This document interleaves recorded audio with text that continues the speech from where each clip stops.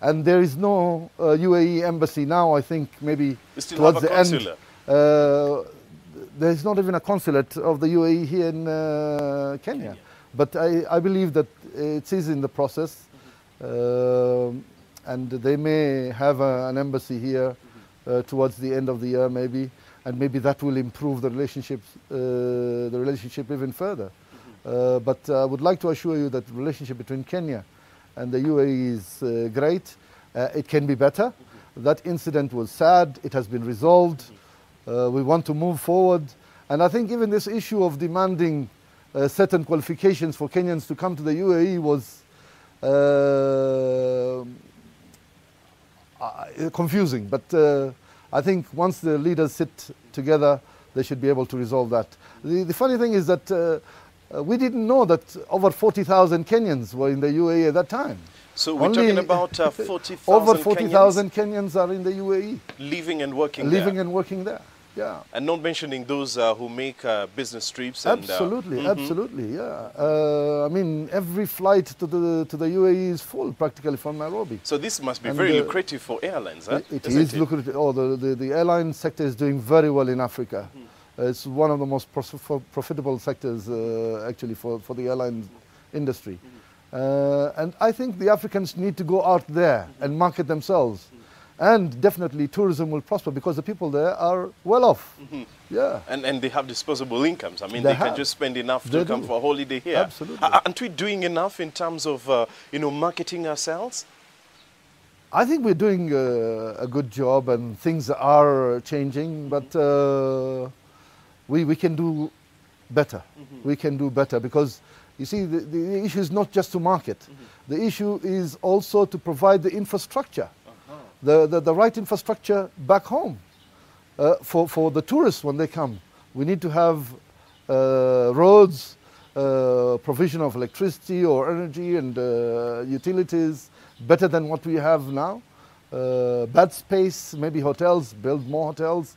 More facilities for tourists to come and visit, diversify our tourism products. That will definitely enhance the numbers that are coming in. Okay, and when talking about this, I know there's a global village coming up sometime in November? Absolutely, yeah. I'm actually here to inspire Kenyans and the Africans in general to come to Dubai and utilize that platform. Dubai is a world-class city that provides the accessibility to other markets, maybe 1.5 billion people in the CIS, the Greater Middle East, and Southeast Asia. Dubai is easy to access. It doesn't discriminate. Yeah, I think it's a great platform to utilize for Kenyans in order to re-export to other countries from this important commercial hub of the Middle East, the largest. So there's lots of opportunities that the Kenyan business community can tap into in the Global Village. That's within the Dubai Shopping Festival, isn't it? Global Village is or should be used for visibility, promotion and marketing. Over 4 million people come into the Global Village during those that event's time of 111 days, 2010, 2011. Starting when? Starting November 10th up to 28th of February. Exposure, promotion, visibility is priceless in the Global Village.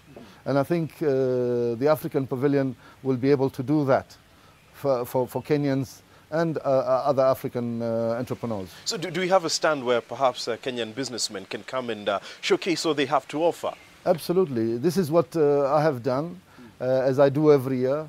I bring in the African entrepreneurs into Dubai to showcase themselves, sell their wares, promote themselves, market, test the market, which is important. You have over 3 months to test your product in that market. This is an opportunity. The cost is too small for what you can achieve. Yeah. And how would someone really go about the process of perhaps booking, a space within the pavilion? We have a website, www.dubaiafricanpavilion.com. And through the website you can access the provision for registering. You don't even have to be a registered businessman in Kenya to access the Global Village and be represented in the global village and to sell your ideas or your products in the global village. Any two people can share a stand. The global village will provide you with a 4-month multiple entry visa, which will cost $680. Yeah, but you can come in and go out. You can operate as a legitimate business for that time. Imagine if you were to go to Dubai and invest in premises and setting up of a business will cost you a lot of money. Coming into the global village, you're a legitimate business to operate, bring in 10 containers, 100 containers. There's no limitation on exportation or importation. And from there, you can re-export it to other nations. You can also access other markets. The global village starts at 4 p.m. until midnight every day, giving the chance of families to go to the global village and people to access the global village. It gives you time as an entrepreneur in the morning to go to the Chamber of Commerce, go and do your meetings, visit the various enterprises that you want to do business with, and that's fantastic. Wow.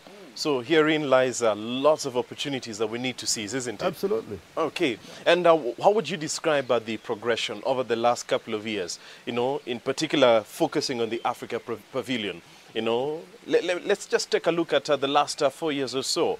How's it been? Oh, it's been progressing. We're doing very well. More and more people are coming to the global village. We've expanded even the space that we've taken in the global village. I want the government to be serious and utilize this platform to expose itself, market the various boards in agriculture, in trade and industry, tourism, and access that market and beyond. 160 nationalities come into the global village. A lot of tourists during the Dubai Shopping Festival come into Dubai.